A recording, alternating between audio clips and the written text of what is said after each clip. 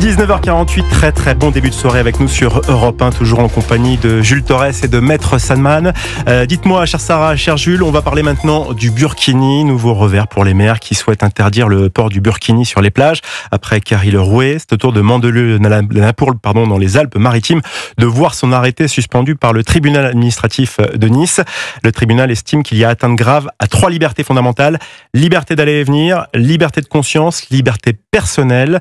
Je m'adresse à vous, Maître Salman. Derrière le débat juridique, c'est évidemment un débat de société. Est-ce qu'une atteinte de laïcité ou un manque de respect des libertés ? En réalité, depuis la jurisprudence de 2016 du Conseil d'État qui a fixé la jurisprudence en la matière, ce n'est que, c'est une jurisprudence constante. Ça veut dire que cette décision finalement se réfère à 2016 en reprenant le critère de l'atteinte au trouble public. Et là, finalement, je pense que le maire aurait dû davantage motiver sa décision par rapport aux troubles à l'ordre public éventuels plutôt que les raisons de sécurité qui étaient invoquées. Lui, il a impliqué les raisons de sécurité par rapport au port global du vêtement. Exactement. Pour Alors des que risques ce que de dit la secours. jurisprudence de 2016, qu'on peut critiquer, qu'on peut admettre, ça dépend du point de vue de chacun, c'est le trouble à l'ordre public. Et en cela, ça n'a pas été assez démontré puisque ce n'était pas l'axe du maire. Donc moi, je suis pas surprise de cette décision. Non, effectivement, les arrêtés municipaux qui interdisent le burkini, tous les autres vêtements couvrants sont également concernés. Voilà, et dans la motivation du tribunal administratif, c'est d'ailleurs le trouble à l'ordre public qui est évoqué et c'est pas assez motivé. Faut contourner la loi pour justement réussir à la faire passer, cette Je dis pas de la interdiction. contourner, mais c'est simplement depuis 2016, c'est une jurisprudence constante. On a la LDH qui fait 2 recours par an, on a les crèches en décembre,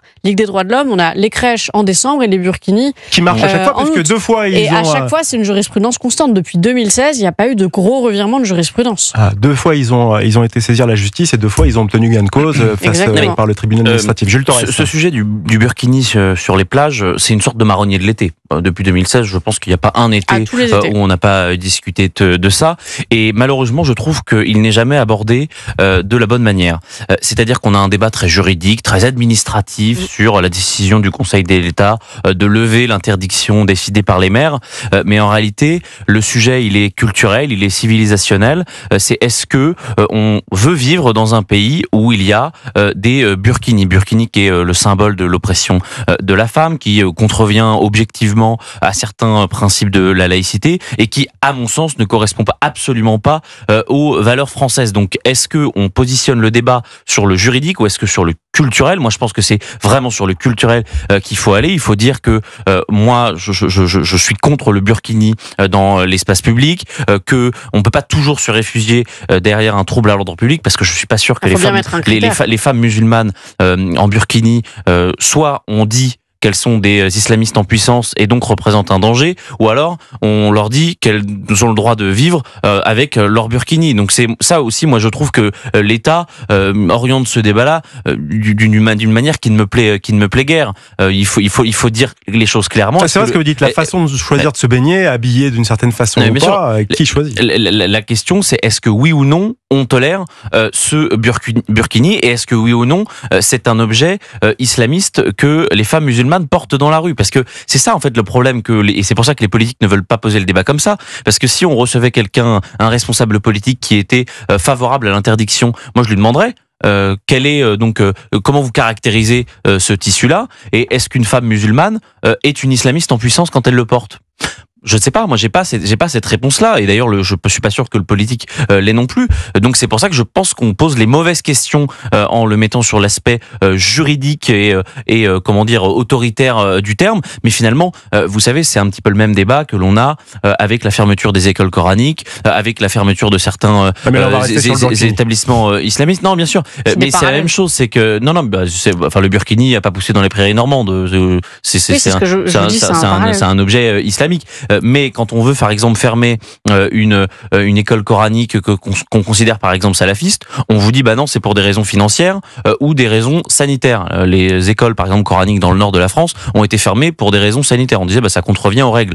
En réalité, ce qui posait question et ce qui posait problème, c'est l'idéologie islamiste qui était véhiculée. Donc c'est toujours le même problème, c'est qu'on n'assume pas de vouloir lutter contre une forme d'islamisation du pays. Sarah Salman. Oui, alors j'entends l'aspect culturel et beaucoup de personnes le soulèvent. Néanmoins, le Conseil d'État est obligé de prendre des critères objectifs. Alors le trouble à l'ordre public, c'est pas le critère le plus objectif. Moi je parle des maires et des élus.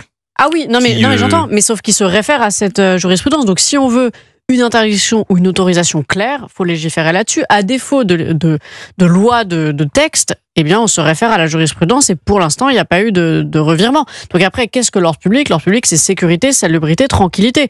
Est-ce que ce vêtement trouble ou pas un de ces paramètres ? C'est à la jurisprudence de l'apprécier. Et c'est aussi aux élus. Si les élus veulent interdire, puisqu'on l'a dit, on a ce débat depuis 2016.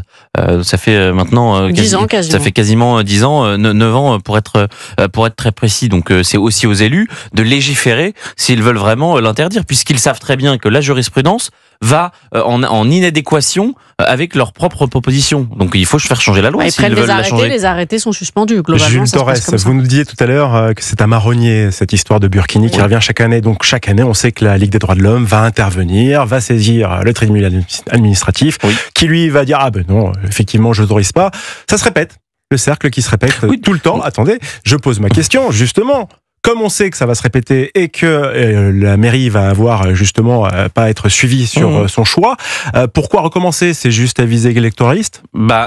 Électoralistes, je ne sais pas, parce que je pense qu'ils sont quand même convaincus, ces maires-là, de ce qu'ils font. Mais à chaque fois, ils se font retoquer. Je suis assez d'accord. Le problème, c'est qu'ils sont maires et ils sont pas parlementaires.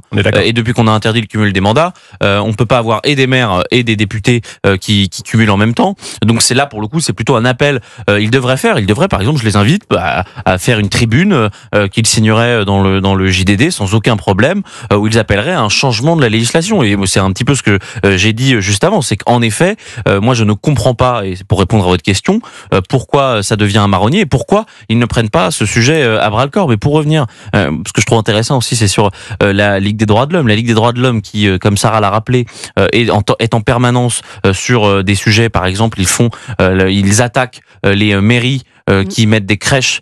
On peut considérer que les crèches, c'est pas seulement quelque chose de religieux, que ça fait partie du patrimoine culturel de la France. Donc on a cette Ligue des droits de l'homme qui est financée grandement par l'État et les subventions publiques, qui fait la guerre aux crèches, mais par contre qui fait la guerre aux maires qui veulent interdire le burkini. Moi j'y vois une contradiction assez frappante et une indignation à géométrie variable. Moi je partage votre avis. En tout cas, voilà une question qui plairait à Nathan Devers qui arrive à l'heure prochaine. Peut-on à la fois défendre la liberté de culte et interdire certains vêtements religieux dans l'espace public? Où mettons la limite? Une idée? Mais la jurisprudence, parce que je parlais de 2016, en 2017, on a eu une jurisprudence inverse, et je pense que c'est quand même important de le souligner, la Cour administrative d'appel, qui là avait validé la suspension en raison d'un contexte, puisqu'il y avait eu des rixes communautaires sur une plage. C'était commune de Cisco, l'arrêt. Donc, commune en Haute-Corse. Merci de cette précision, Jules Torres.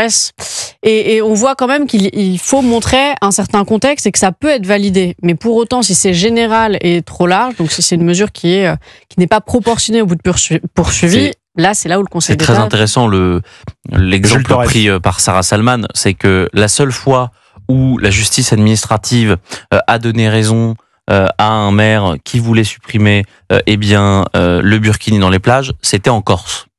C'est intéressant.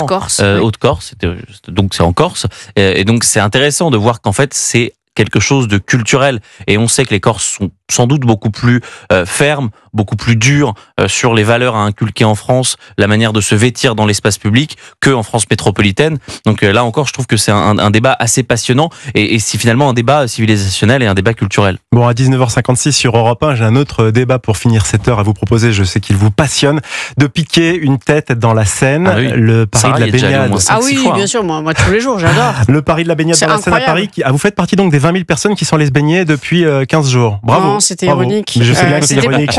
C'était pour profiter de tout cet argent. 20 000 personnes, sérieusement, 20 000 personnes, 1500 personnes par jour sur 3 zones, 3 sites de baignade. On peut pas dire non plus que c'est un camouflet.